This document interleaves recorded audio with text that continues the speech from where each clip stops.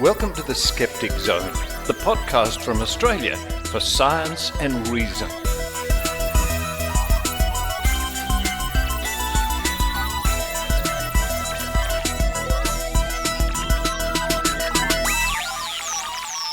Yes, it's the Skeptic Zone podcast, episode number 701. Oh, we made it. We made it to 701 for the 13th of March, 2022. Richard Saunders coming to you from Sydney, Australia, where the sun has come out after weeks of rain, followed by rain and showers and rain and humidity and mold. The sun has come out, but we spare a thought for all those poor people in this part of the world who are suffering still, who have lost their houses and their possessions in the terrible floods we've had recently, and as well, of course, in other parts of the world. I don't need to go into too many details. The continuing horrors that we are seeing on the news every night from Ukraine. We can hope that the end is in sight. But what's coming up on this week's episode of the Skeptic Zone podcast? Let's see. Okay, we're going to start off with a report about, here comes that name again, 2 times Ben Spoon Award winner Pete Evans, the former, and you don't get much more former than this, celebrity TV chef, who is apparently running around claiming that the recent death of cricketer Shane Warne at only 52, who knows, it could be a result of the vaccine, the coronavirus vaccine. It just gets from bizarre to ridiculous to crazy. So we'll be covering that story at the beginning of the show. Then following that, it's the Australian Skeptics newsletter, read once again expertly and brilliantly by Adrian Hill in Canada. Yes, it all makes sense. Following that, it's the Book of Tim with Tim Mendham, and this week Tim will be looking at the Dunning-Kruger effect. You hear a lot about the Dunning-Kruger effect in skepticism. What's it all about? Listen for the Book of Tim. Then to round off the show, we dive into the Treasure Trove at Trove, the online resource of digital archives, looking for general reports of paranormal, psychics, and UFOs. Or maybe the paranormal psychics arrive in UFOs, I don't know. Can you be a psychic without being in a UFO? These are very tricky questions. Now, just before we get stuck into the show, I just want to make a note to say that I am recording to you now using or monitoring what I'm recording with my new monitor headphones from Sony, which I purchased a week or 2 back, and they just arrived. And they're tailored for people like me, podcasters, to have a clear sound, so we know what we're recording and we know what we're editing. And I just mentioned this because it's thanks to listeners like you who contribute with PayPal or Patreon, or every now and then somebody will kick in something special at skepticzone.tv and lets me buy some nice equipment to hopefully bring you a better show. And a big shout out to those people out there who maybe have had 21st birthdays lately and their family. Congratulations. I remember my 21st birthday party. It was quite interesting because the day before I won a tennis tournament for my company. I remember at the time.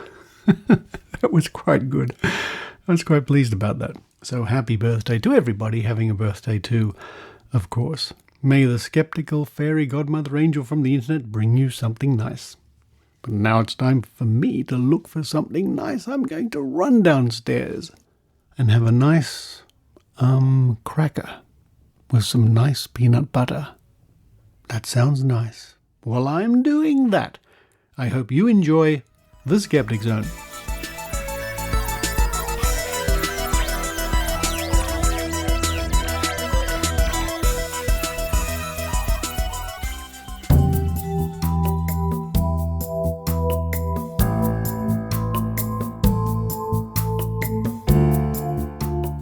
Now, long-time listeners to the Skeptic Zone are certainly familiar with the name Pete Evans, the increasingly irrelevant former celebrity chef who's made a bit of a goose out of himself, supporting various anti-vaxxers and various anti-vax ideas and flogging what only can be described as a ridiculous a ridiculous box of flashing lights that he thinks can actually cure people and zap viruses or whatever it is. Pete Evans, the only man to win the Australian Skeptics Bent Spoon Award twice. And this story I noticed came up the other day. Now, at the time I'm recording, Australian listeners will certainly know, and many international listeners will know, that one of our greatest ever cricket players died very young, only 52, Shane Warne. He was holidaying overseas. He was on a strict diet, and early reports would suggest he had a heart attack, which is very sad. But of course, there's a certain subsection of the anti-vaccination hysteria mob who look upon any death as an opportunity for them to pounce and say, there you are, this is what COVID vaccine does. And indeed, Pete Evans seems to be doing this. This report is from news.com.au, and it was published on the 6th of March. It says, Pete Evans spreads anti-vax message after Shane Warne's death. Trolls are hijacking the death of the 52-year-old Australian cricket legend Shane Warne to spread wild conspiracy theories. Controversial chef Pete Evans, has immediately pounced on Shane Warne's death to continue to push his unorthodox health views. That's putting it politely. That's putting it very politely. A box of flashing lights to cure diseases. Vision of the 49-year-old former judge of My Kitchen Rules speaking about the cricket legend's death of a suspected heart attack in Thailand hotel room has begun circulating online. And Evans is quoted as saying, Shane Warne was an amazing cricket player for sure. It's sad, Evans said, allegedly during a public Zoom call. But then he says, who knows what the reasons behind it are, and I can't comment on it.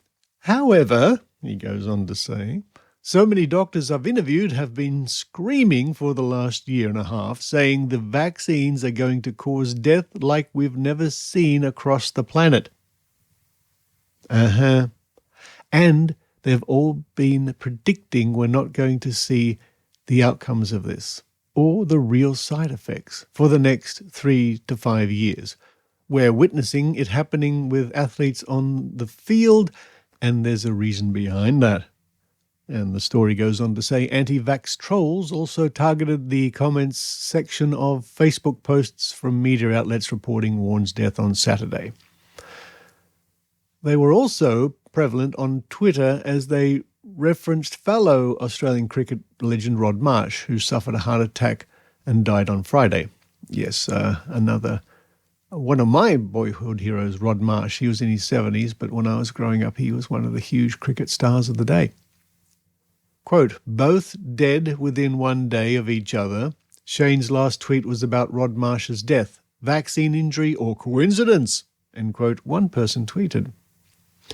Another person apparently wrote, quote, you really have to wonder if the vaccines killed Rod Marsh and Shane Warne, and if you dismiss it, more fool you.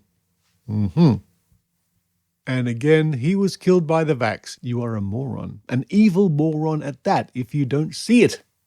Added a third. Other users were quick to slam the shameful opportunism. PSA. People had heart attacks before the vaccine, and they will have them after the vaccine. Shane Warne died of a suspected heart attack, end quote, one posted. Quote, it's not even confirmed yet, but anti-vaxxers are already signing his death certificate. It's shameful and disgusting, end quote. Another added, quote, you people are disgusting. Get in the bin, end quote. It comes as new claims from Thai police revealed Warne was suffering chest pains before he left Australia for Koh Samui. And the story goes on with a few more points there. I'll link to this in the show notes, but the story goes on to remind us once again how these people will jump on any unfortunate situation to bolster their own opinions. I wonder, I'm sure I would find it if I dug around a little bit. They're probably trying to take advantage of the war in Ukraine at the moment in some respect.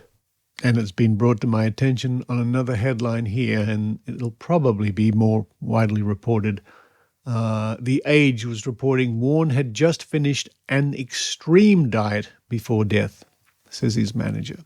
Shane Warne had recently completed an extreme diet on which he only consumed fluids for 14 days, his manager revealed. So that could well be taken into consideration as a contributing factor, I would imagine.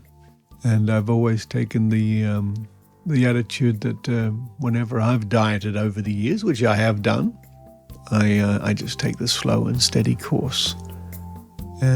Which I think is probably the recommended one. But yes, very sad to lose such two legends of the game of cricket in a very short space of time. And it's also very sad to see that their deaths are being jumped upon and used by the anti-vaxxers.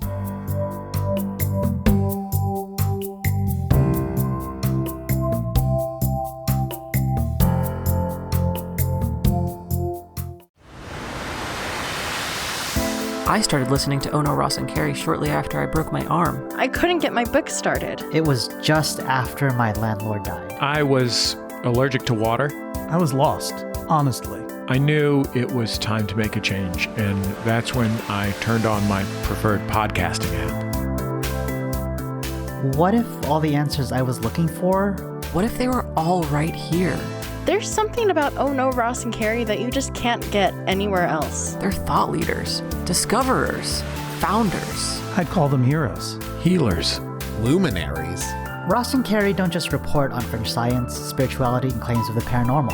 They take part themselves. They show up so you don't have to. But you might find that you want to. My arm is better. I wrote an entire book this weekend. It's terrible, but I did it. My landlord came back from the dead. If I can listen to this podcast, anyone can do it. Just go to MaximumFun.org. Thank you, Ross and Carey. Ono, Ross & Carey is just a podcast. It doesn't do anything. It's just sounds you listen to in your ears. All these people are made up. Goodbye.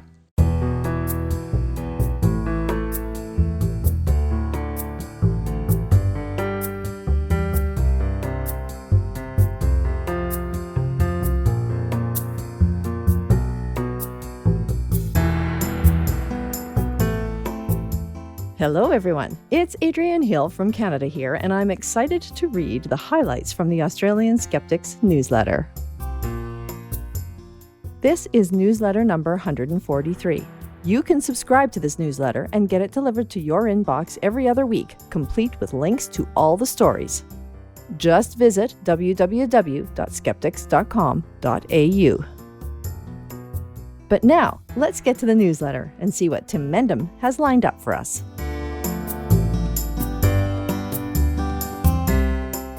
Hi all, says Tim. You may be surprised to know, but we doubt it, that we can't find any local psychics who predicted those minor recent events. Ukraine, the worst floods in Australia's recorded history, and the death of Shane Warne. That's war, disaster, and death. The fourth horseman, riding plague, is still hanging around. It just doesn't score the same publicity. Richard Saunders has followed up his Great Australian Psychic Prediction Project report with a search for recent predictions. The best he could find is one who said the war in Ukraine would not happen. More details in the forthcoming March issue of The Skeptic magazine. Of course, that won't mean the practitioners and their promoters, i.e. tabloid TV and magazines, will do any soul-searching on the merits and ethics of their profession. Just sweep it under the carpet and move on. But apparently, there is some introspection in the paranormal practitioner world, albeit from believers. Some are linked in this newsletter, as well as dodgy product promotions, COVID ruses, the weird, the wonderful, and the lowest of the low. So read on. Signed, Tim.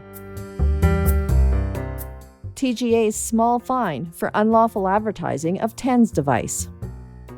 The TGA, that is the Therapeutic Goods Administration, has issued 2 infringement notices totaling $26,640 to Sydney-based company Healy World Australia for advertising a so-called analgesic TENS system in alleged breach of the Therapeutic Goods Act. It is also alleged that the company's advertising contained a prohibited representation about the TENS device, being a reference to a serious condition with references to depression, anxiety, and associated sleep disturbances, without the relevant regulatory permission from the TGA. TENS machines pass electricity across the skin to stimulate the nerves and relieve pain. Small electrodes are put on the skin, and the electrodes are connected to the machine. The often battery-powered machine sends pulses of gentle electric current to the electrodes. The current stimulates the nerves near the pain. It's only a small find, but Loretta Marin of Friends of Science in Medicine said, quote, "It makes a difference. The device continues to be listed as a TENS. Hundreds of Healy partners are still making claims on their websites and Facebook pages, so there is still work to be done. Nonetheless, it's a good outcome," end quote. Devaccination with snake venom kits, bleach, or cupping. A Conversation article looks at claims you can devaccinate yourself using snake venom extractors or a type of traditional therapy known as wet cupping. Social media is rife with the useless and potentially dangerous suggestions. How believers in the paranormal birthed the Pentagon's new hunt for UFOs. A long article looks at the influence of UFO believers on the U.S. government's investigation into recent claims. This is a very long article, but it's good. Self-reflection in the paranormal world. A tough subject for research: psychic healing. This article bemoans the lack of reliable data on the psychic healing practice, though it doesn't doubt that psychic or energy healing works. Quote, "Whatever problems that mainstream medicine has, and there are many, there is no arguing that they have data, lots and lots of data. Medical practices and medicines are extremely well documented, evaluated, and improved. In contrast, we know almost nothing about psychic healing. Almost all of the existing studies center around proving its existence. Very few studies examine the phenomena in depth to understand what works and what doesn't, and more importantly, why," end quote. It does cite one study published in the Journal for Scientific Exploration, on the effect of the, quote, "laying on of hands," end quote, on transplanted breast cancer in mice. Applause for trying, but the study is not without faults. Lots of them.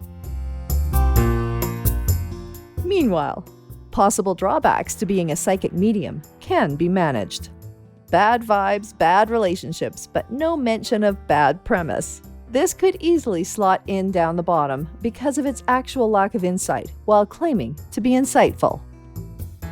And finally, meanwhile, are spirits the font of all knowledge? This one is about a code of practice for psychics. Mislead and you have to pay for it. Of course, quote, "paying for it," end quote, could mean several incarnations down the line. Quote, "This is an unending and unbending spiritual rule. I personally think that it should be the first thing taught to every student who considers the path of mediumship. It is fundamental. Why don't organizations teach this? Perhaps their integrity should be questioned," end quote. Hang on, there are students and teaching organizations for psychics and spirit readers? And here we thought they were all self-taught amateurs. And more, meanwhile, the online world of fake psychics. The saga, both amusing and concerning, of someone who set themselves up as a Facebook psychic, the people who contacted her, the responses she gave, and the fake account set up in the name of her fake account, plus the moral and ethical concern of doing this, even for just a few hours. U.S. Research Fellowship in Parapsychology. The University of West Georgia is offering the Ingo Swann Research Fellowship to advance scholarship in the field of parapsychology and to encourage use of the, quote, "human consciousness collections," end quote, in the university library's special collections in unique and creative ways. But it's not open to members of the public. Just those currently engaged in graduate level, postdoctoral, or independent research are invited to apply. And it's not a lot of dollars, up to $3,500 US of support per fellow to help cover travel, living, and research expenses. If you're interested, The deadline for applications and letters of support is May 2nd, 2022. Notice of awards will be made June 15th, 2022. The digital edition of the March 2022 issue of The Skeptic will be out this week and the hard copy soon after.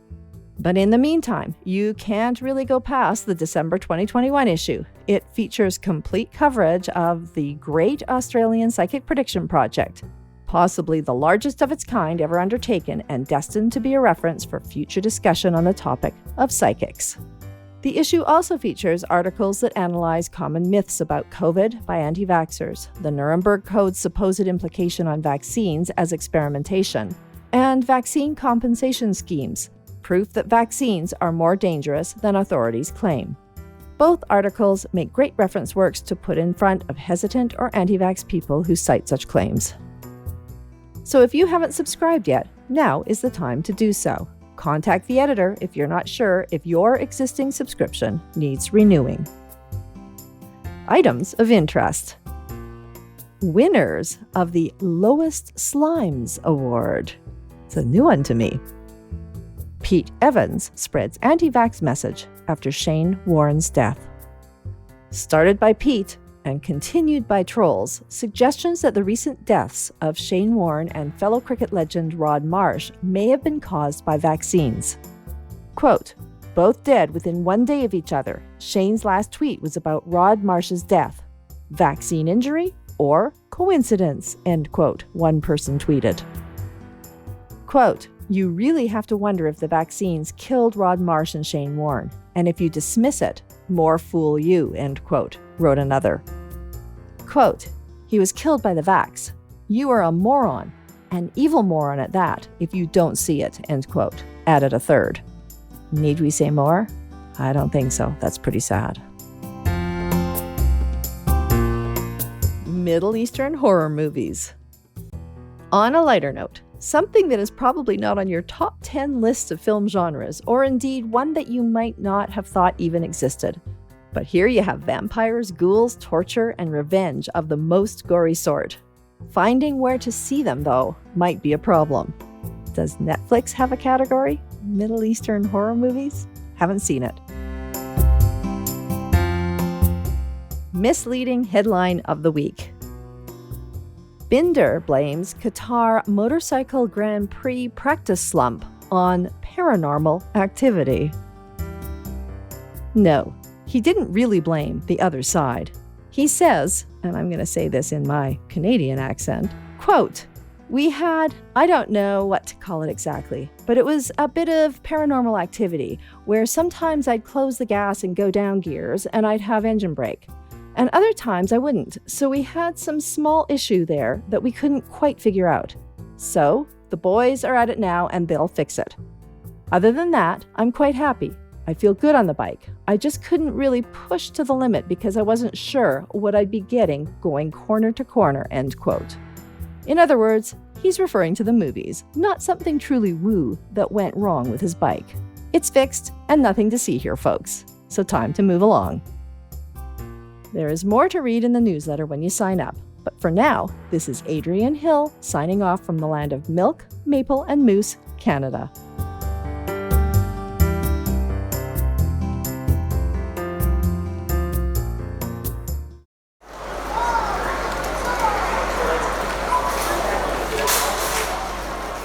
Hey, Adrienne. Hi, Susan. Out for some shopping, eh? Yep, I'm stocking up on this imitation maple syrup from Australia. Imitation? Imitation? No. You need to buy the real thing from Canada. But I saw the TV commercial and it said that noted pancake eating expert Richard Saunders says it's the best maple syrup money can buy, and 60% of people preferred it in a blind taste test. Everyone knows it's the best. Oh, come on, Susan. You know better than that. That's the argument from authority. It is? Or is it the argument from popularity? It might be another logical fallacy. I'm not sure. Really? If only we had a way of finding out.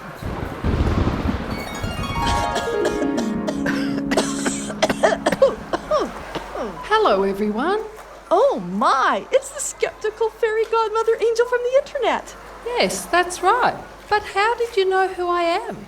I listen to the Skeptic Zone podcast. Also, didn't you used to be the Tooth Fairy? Oh, yes. I remember you. I'll never forget your left upper lateral incisor. Would you like it back? No, it's okay. You keep it. Hey, skeptical fairy godmother angel, what are you doing here in the supermarket? I've come to tell you that you can find out about 40 different logical fallacies on YouTube in one handy location. Listen to each one to hear an explanation and examples of how they might be used. Oh. Just go to tinyurl.com/logicalzone and you'll find all the logical fallacies with Michelle Bickersma with handy time codes to get to the exact one you want. Who is Michelle Bickersma? Oh, just a friend of mine. tinyurl.com/logicalzone. Thank you, skeptical fairy godmother angel. I guess you'll disappear in a puff of smoke and thunder now, eh? Not quite yet. I have a bit of shopping to do. Susan? Yes? Where do I find the Australian maple syrup? What? No. Come with me, so-called skeptical fairy. This is real maple syrup from Canada. Made with real maple.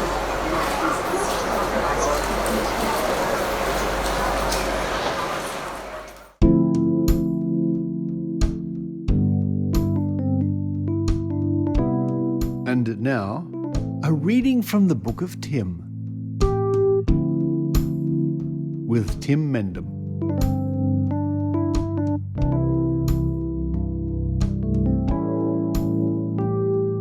Hi, my name is Tim Mendham.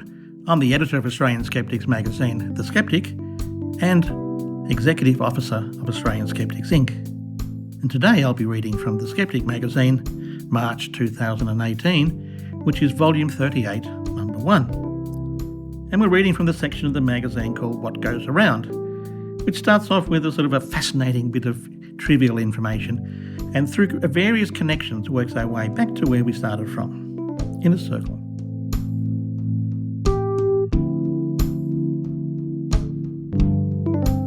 The Dunning-Kruger effect, which is probably pretty well known to most listeners of the Skeptic Zone, is a cognitive bias manifesting in two principal ways. Unskilled individuals mistakenly rating their ability much higher than they really are, and persons to whom a skill or set of skills come easily, but they may find themselves with weak self-confidence. The theory was developed by academics David Dunning and Justin Kruger while at Cornell University in their 1999 study, Unskilled and Unaware of It, How Difficulties in Recognising One's Own Incompetence Lead to Inflated Self-Assessments. They conclude that the miscalibration of the incompetent stems from an error about the self, whereas the miscalibration of the highly competent stems from an error about others. The inability to internalise accomplishments is called Imposter Syndrome. Those with the syndrome remain convinced that they are frauds and do not deserve the success they have achieved. It may occur in people who are the beneficiaries of affirmative action, who believe their skills were less important in being hired. The cognitive bias that causes people to overestimate their positive qualities and abilities and to underestimate their negative qualities relative to others is referred to as illusory superiority. This is evident in a variety of areas, including intelligence, performance on tasks or tests, and the possession of desirable characteristics or personality traits. It applies to people who suffer from, and wait for it, ultra-Crepitarianism. The term ultra-Crepitarianism is the habit of giving opinions and advice on matters outside of one's knowledge, and how often do we find people doing that? It was first publicly recorded in 1819 by the essayist William Hazlitt in a letter to William Gifford, who was the editor of the Quarterly Review. The term draws from a famous comment purportedly made by Apelles, a Greek artist, to a shoemaker who presumed to criticise his painting. The Latin phrase sutor ne ultra crepidare as set down by Pliny and later altered by other Latin writers to ne ultra crepidam judicaret, can be taken to mean that a shoemaker ought not to judge beyond his own soles, or that cobblers should stick to their last. William Hazlitt, 1778 to 1830, was an English writer, drama and literary critic, painter, social commentator and philosopher. He is considered one of the greatest critics and essayists in the history of the English language. However, his work is currently little read and mostly out of print. During his lifetime, he befriended many people who are now part of the 19th century literary canon, including Stendhal, Samuel Taylor Coleridge, William Wordsworth and John Keats. In his essay on the ignorance of the learned, he said, "If we wish to know the force of human genius, we should read Shakespeare. If we wish to see the insignificance of human learning, we may study his commentators." Hazlitt's Characters of Shakespeare's Plays is an 1817 book of criticism. It was the first book to cover all of the plays, intended as a guide for the general reader, and with the work of Coleridge paved the way for the increased appreciation of Shakespeare's genius that was characteristic of later 19th century criticism.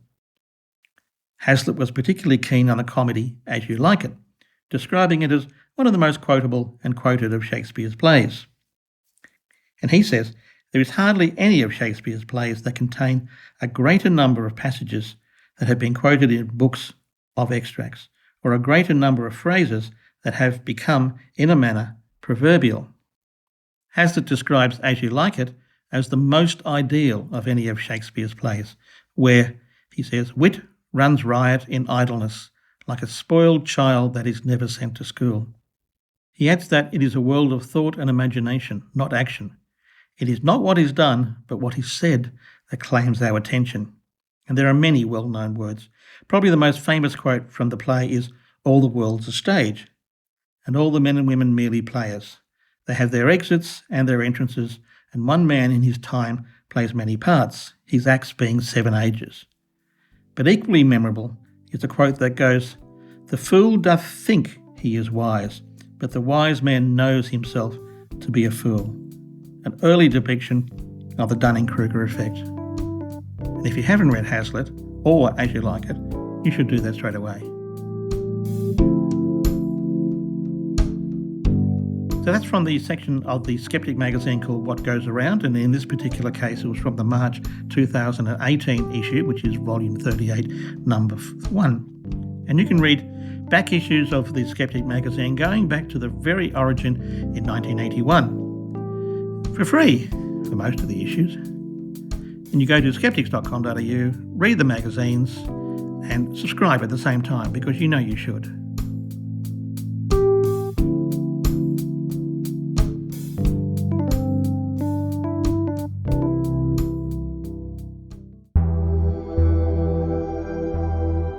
Hi there, I'm Abhijit and I host the Rationable podcast on BeRationable.com. Every couple of weeks, I science the hell out of alternative medicines, health and nutrition fads, social media forwards, science news, and lots more. Of course, you can find all of my articles, podcast episodes, and lots more on www.berationable.com. See you there, and until then, always be rationable.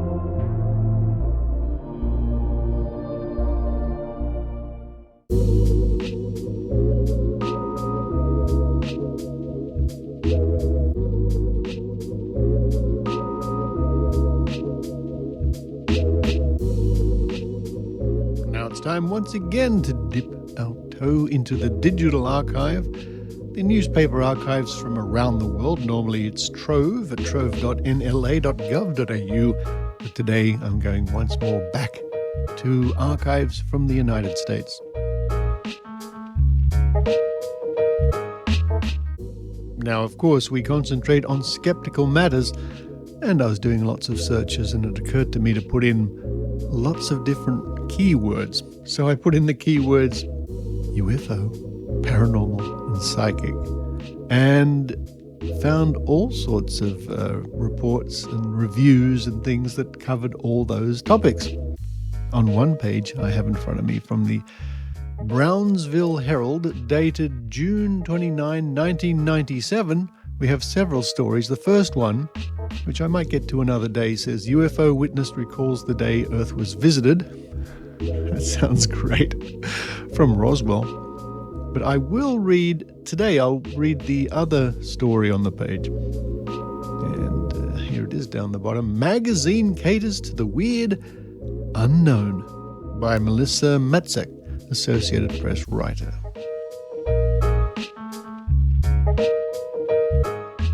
St. Paul, Minnesota. UFO buffs take note. If the alien anniversary at Roswell, New Mexico next week isn't enough, there's a paranormal publication that promises true reports of the strange and the unknown. You name it, and fate, F-A-T-E, fate has it. Teenage Ghostbusters, New Mexican Dirt Eaters, Tahitian Firewalkers, and a psychic cat named Alice. The magazine rides on the success of paranormal-related TV programs like The X-Files and Millennium. Yet Fate, which dubbed itself the world's leading magazine of the paranormal, isn't a new phenomenon. It began 49 years ago, the year after a spacecraft supposedly crashed in New Mexico and sparked the interest in alien sightings. Now the monthly magazine sells about 65,000 copies of each issue through subscriptions and another 8,000 from newsstands. Editor-in-Chief Terry O'Neill said the average reader is female, aged 50 and older, with some post-secondary education. A lot of our readers are people who are simply curious, she said. Like many magazines, Fate includes letters to the editor, book reviews, and a horoscope. The rest is divided among columns written by experts on ufology, alternative religions, paranormal investigation, and the like. Readers are encouraged to contribute and to get $25 off their personal paranormal experience. That's why the magazine has been around for close to half a century, said Associated Editor Frank Spaeth. Everybody has had an unusual experience, he said. There's some comfort in realizing you're not alone. Of course, there are skeptics. I don't believe much of anything I read in there, said Barry Carr, Executive Director of the Committee for the Scientific Investigation of Claims of the Paranormal. O'Neill said the magazine doesn't pretend to be a scientific publication, although editors will reject stories that seem too crazy to be true. We make judgment calls, she said. What can you do to prove that you've seen a ghost? And the accompanying photograph is the editor-in-chief, Terry O'Neill herself. It says, Editor-in-Chief Terry O'Neill displays a copy of the most recent issue of Fate magazine at their offices in St. Paul, Minnesota last month. We have something for every reader, said O'Neill. And our next find comes from the San Cristo Chronicle, August 19th, 2010. Paranormal Symposium brings otherworldly to angel fire in September by R.J. Logan, staff writer. Angel fire. Although the theme for this year's Paranormal Symposium, contact, seems simple, organizer Janet Saylor says contact comes in all shapes, sizes, and phenomenon. There are different kinds of paranormal contact, Saylor said. It can be everything from UFOs to ETs to ghosts and cattle mutilations.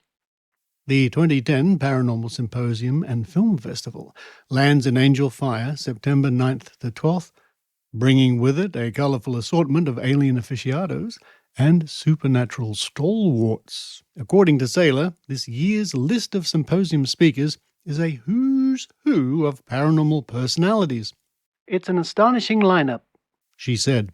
Paranormal speaker John Greenwald is the producer of the television shows Ghost Hunters and UFO Hunters. Special guest speaker Stanton Friedman is described in the symposium program as, quote, the founding father of and leading expert in the field of ufology, end quote. The list of speakers also reflects the broad scope of paranormal investigation, Saylor says.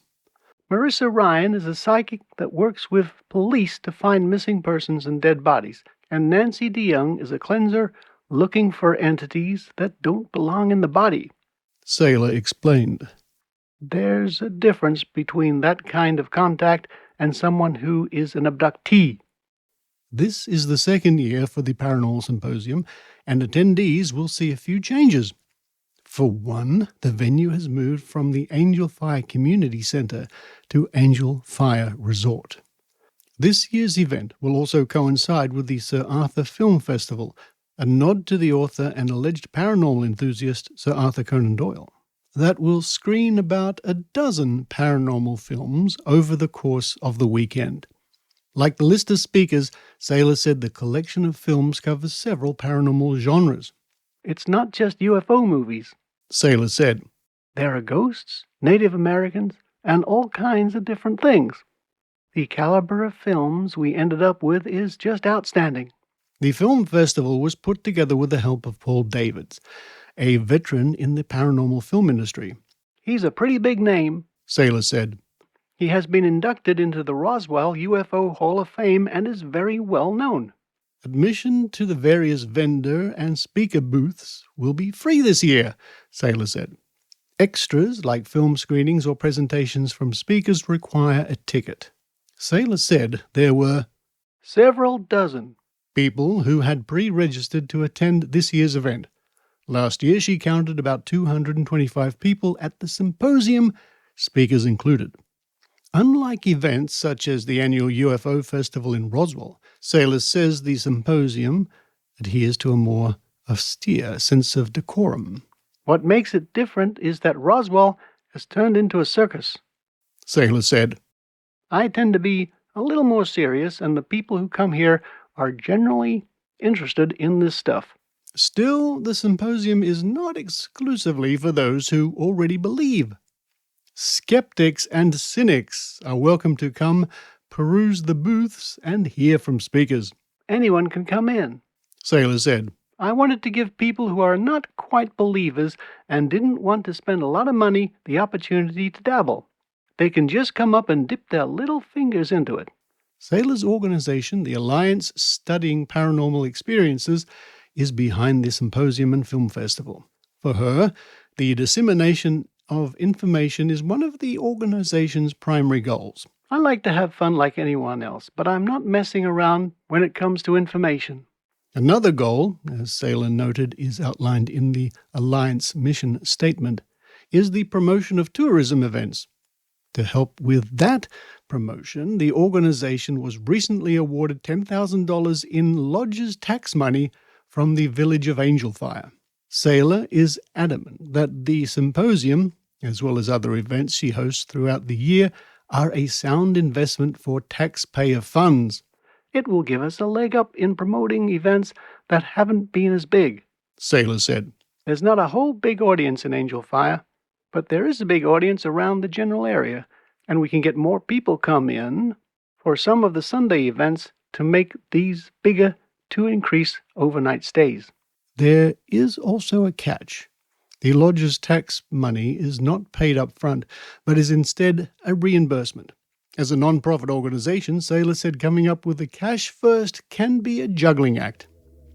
For additional information about the Symposium or to pre-register for the event, visit www.aspeffiles.org or call 575-377-2667. And I discover that Angel Fire is in New Mexico. Big shout out to my friend Ben Radford, wonderful Ben Radford, who lives in Albuquerque, New Mexico. And wow, I had a wonderful time about 4 years ago now, 3 years ago, visiting Ben. Ben, if you're listening, I hope I can visit you again soon in New Mexico. Well, there we go. Just a couple of the notices, the references, the reports I found when I searched for all those paranormal topics. And I think I'll keep the rest up my sleeve for another day. There are many to choose from. But it's good to know. It's good to know these references and reports are at my fingertips. And reports like these can be at your fingertips, especially here in Australia. If you visit Trove at trove.nla.gov.au, type in your strange search criteria, and you'll never know what you will find.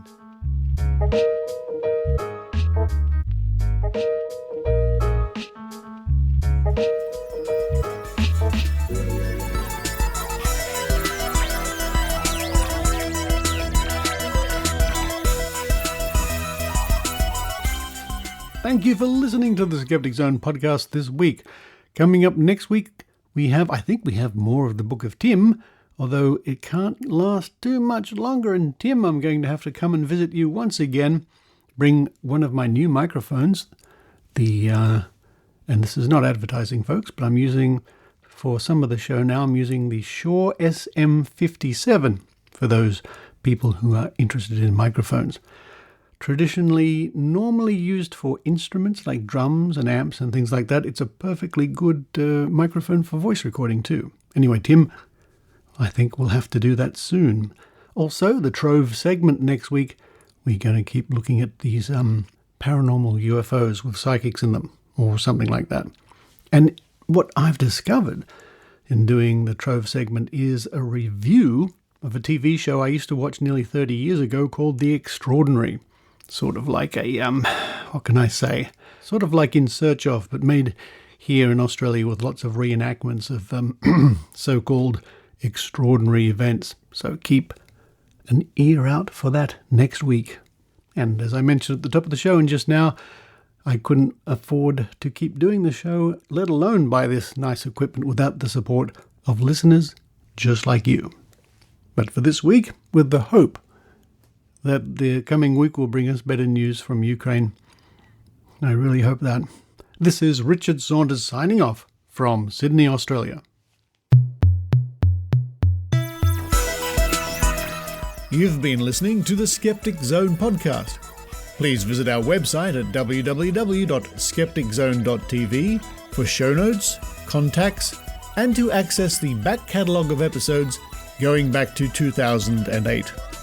You can follow the Skeptic Zone podcast on Twitter at Skeptic Zone, visit our Facebook page, or leave a review on iTunes. You can also support the Skeptic Zone via Patreon or PayPal. The Skeptic Zone podcast is an independent production. The views and opinions expressed on the Skeptic Zone are not necessarily those of Australian Skeptics or any other skeptical organisation.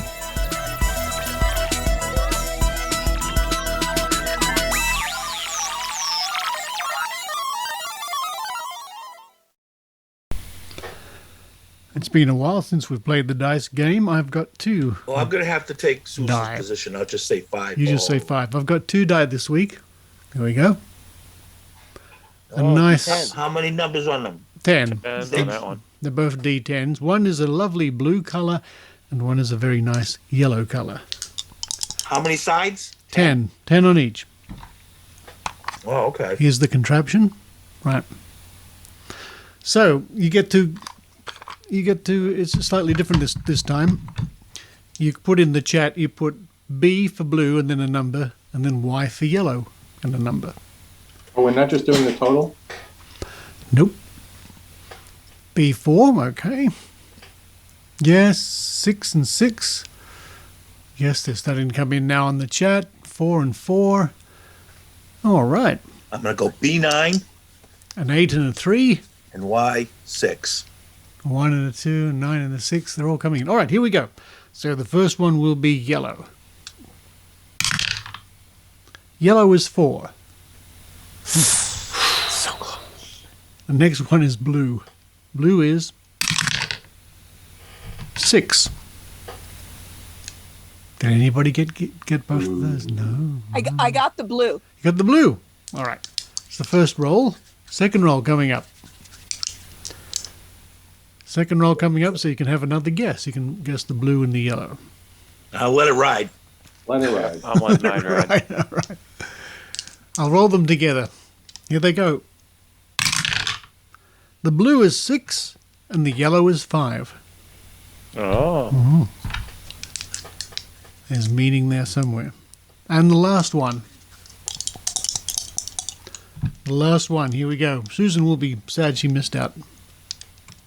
What's that on 5? The yellow is 2, and the blue is 7. As soon as it comes back, did I we'll get. tell her What are the odds? roll Not 5, one. 5, 5. When she comes back, we say,